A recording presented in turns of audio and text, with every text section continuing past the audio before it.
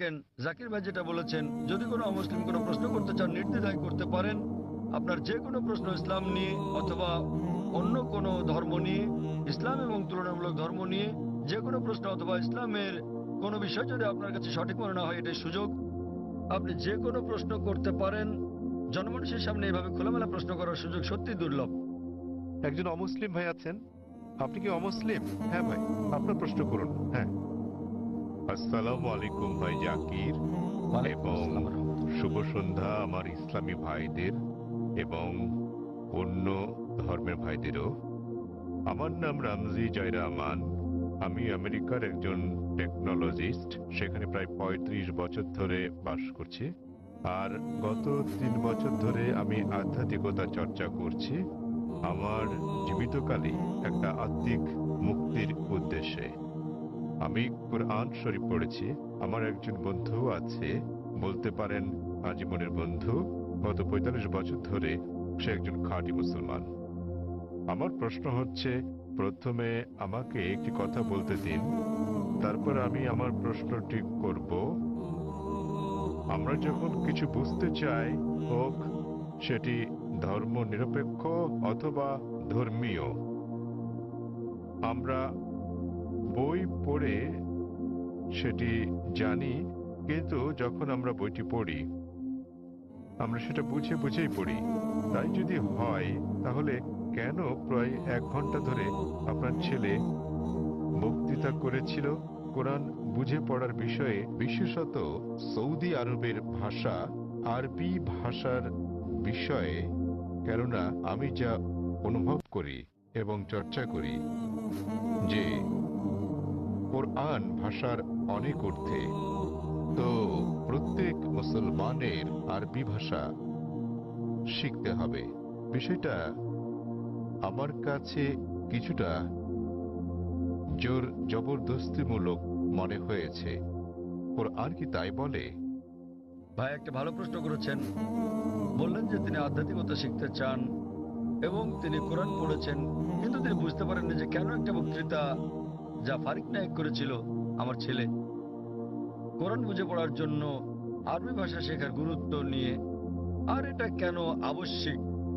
আপনি যদি আমার ছেলের পুরো আলোচনাটা শুনে থাকেন, সে কখনো এটা বলেনি যে প্রত্যেক মুসলমানের জন্য আরবি শেখা আবশ্যিক। সে কখনোই বলেনি। আরবি জানাটা বেহেশতে যাওয়ার জন্য পূর্ব শর্ত নয়, কারণ আমি নিজেও আরবি জানি না। আমি নিজেও আরবি একটা ভাষা হিসেবে শিখিনি, এদিক সেদিকে একটু একটু বুঝতে পারি। আমি আরবি ভাষা জানি না, কিন্তু আমার ছেলে জানে মাশাআল্লাহ। সে আমার চেয়ে ভালো জানে। সে কোরআন সরাসরি অনুবাদ করতে পারে, আমি পারি না। কিন্তু তার আলোচনায় যদি আপনি শুনে থাকেন, সে বলেছিল যে যদি আপনি আরবি না জানেন কমপক্ষে অনুবাদটা পড়েন। তো তার বক্তব্য ছিল কোরআন বুঝে পড়া উচিত, আর প্রশ্ন ছিল আল কোরআন কি বুঝে পড়া উচিত, হ্যাঁ অথবা না? আর উত্তর ছিল হ্যাঁ। সে বলেনি যে একজন মানুষের আরবি জানা আবশ্যক। সে বলেছিল আপনার কমপক্ষে অর্থ বুঝে পড়া উচিত কোরআন।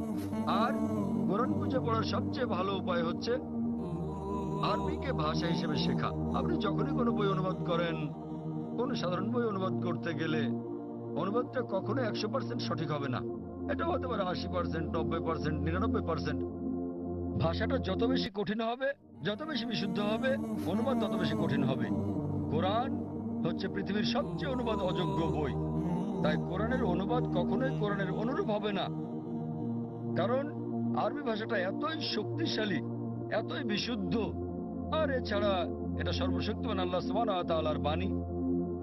এই কারণেই সর্বোৎকৃষ্ট উপায় হচ্ছে আরবিকে ভাষা হিসেবে শেখা। দ্বিতীয়ত, আপনি যদি আরবি ভাষা না জানেন, তাহলে সে বলেছিল যে ভাষাটা ভালো জানেন সেই ভাষায় অনুবাদটা পড়েন। আপনি ইংরেজি জানলে ইংরেজিতে পড়ুন, তামিল জানলে তামিলে পড়ুন, হিন্দি জানলে হিন্দিতে, বাংলায় জানলে বাংলায় কোরআনের অনুবাদ পড়ুন। সে যা বলেছিল তার মূল বক্তব্য ছিল কোরআন পড়ুন অর্থ সহকারে। এখন এই প্রশ্নটা একজন সাধারণ মানুষের পক্ষে খুবই স্বাভাবিক। আপনার প্রশ্ন ছিল কেন একজন মানুষ বলবে যে বইটি অর্থ বুঝে পড়ো? অর্থ তো বোঝাই গেছে। যখনই কোনো বই পড়া হয় সেটি তো অর্থ বুঝেই পড়া উচিত। কিন্তু আপনি বুঝতে পারেননি যে মুসলিম সম্প্রদায়ের মধ্যে দুঃখজনকভাবে, যেমনটা আমার ছেলে বলেছে, যে শতকরা ৮০ ভাগেরও বেশি মুসলমান আরব নন এবং তারা আরবি ভাষা জানেন না। এখানে নবীর একটা হাদিস আছে, তিনি বলেছেন যদি তোমরা কোরআন তিলাওয়াত করো তো সওয়াব পাবে। সেই কারণে বেশিরভাগ মুসলিম যখন কোরআন পড়ে তারা আরবিতেই পড়ে কিন্তু তার অর্থটা বোঝে না। তাই এটা পৃথিবীর সবচেয়ে বেশিবার পড়া বই, কিন্তু একই সাথে অর্থ না বুঝে সবচেয়ে বেশিবার পড়া বই ওটি। তো আমার ছেলে বলেছিল আরবি অংশটা পড়ার পরে যা বেশিরভাগ অমুসলিমই বোঝেন না, অন্তত সেই অংশের অনুবাদটা পড়েন সেই ভাষায় যে ভাষাটা আপনি ভালো বোঝেন। সে জোর দিচ্ছিল যে কোরআন নির্দেশনামূলক গ্রন্থ, এটি সর্বশক্তিমান আল্লাহর গ্রন্থ। সে সকল মুসলমানকে অনুরোধ করেছে যে আরবিটা পড়ার পাশাপাশি অনুবাদটাও পড়েন, যার স্থান দ্বিতীয়, কিন্তু সবচেয়ে ভালো আরবিকে একটি ভাষা হিসেবে শেখা। কেননা আপনি যদি আরবি জানেন এবং শুদ্ধ ভাষা জানেন, যা আমরা আমাদের স্কুলে শেখাই, ইসলামিক ইন্টারন্যাশনাল স্কুল বোম্বে এবং ইসলামিক ইন্টারন্যাশনাল স্কুল চেন্নাইতে, তাহলে সংযোগ সূত্র পেয়ে যাবেন এবং কোরআনের অর্থ বোঝাটা আরো ভালোভাবে হবে। আশা করি উত্তরটা পেয়েছেন।